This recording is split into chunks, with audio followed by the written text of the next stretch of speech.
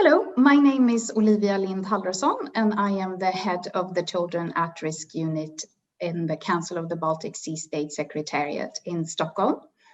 And we would like to mark this day by asking our colleague Linda Jonsson, who is our Barnahus Competence Center coordinator and an experienced researcher on online child sexual abuse, 3 questions.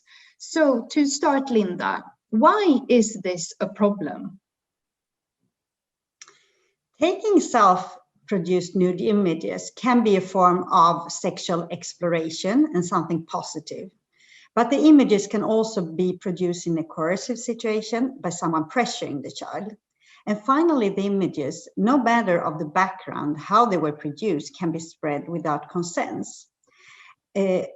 And this is the tricky part with the self-generated images. On one side, it is the right of every child to take the images they want of themselves, but on the other side, there is a great concern related to if the images are being misused. And what could be the consequences of that? We know that the consequences can be very severe. We know this from research, from clinical observations, but also from well-known court cases, that children can suffer greatly. They can have symptoms such as being socially introverted, having sleeping problems, anxiety, and of course, post-traumatic stress syndrome, PTSD.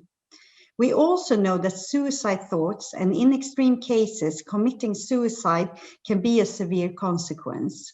And this is when the child loses all hope of knowing that there is no way of stopping these images to be spread. And how can we prevent this from happening? We need preventative programs in schools.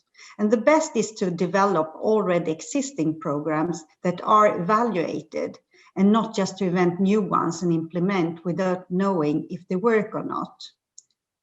I also think that artificial intelligence is a helpful possibility that we have not explored enough. We can develop filters and other protections that works, but also can help us to get in contact with children at risk and offer maybe online support. Research also showed that active parenthood is the best protective factor for children. Therefore, programs for parents need to be developed. We need to help parents on how to talk to children about sex and sexual abuse, and this, of course, includes self-generated images. We also know that children disclose to other children. Children talk to children. So there is a lot to do related to peer-to-peer information and how to be a supportive friend after a disclosure. For example, what is a good and what is a bad secret? We need to help children on how to decide this. So how can they be as helpful as possible for their friends? It is also important to remember, both for adults and children, that it is not illegal to take self-produced images, but it is illegal to misuse material that someone has shared. And therefore, the focus should be on the perpetrators, those who coerce children to take images and those to spread them. And here, for example, schools plays an important part in informing children about their rights and what can happen if you spread other people's materials.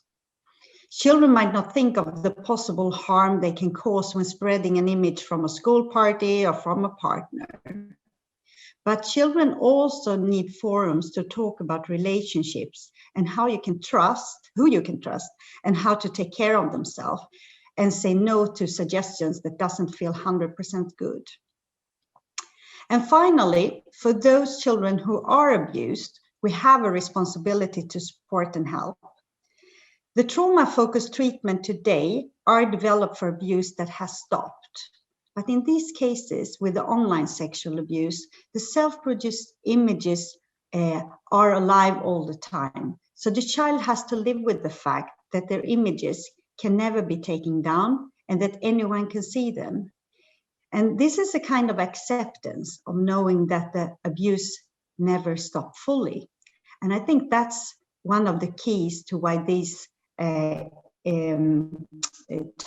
of abuse are so severe.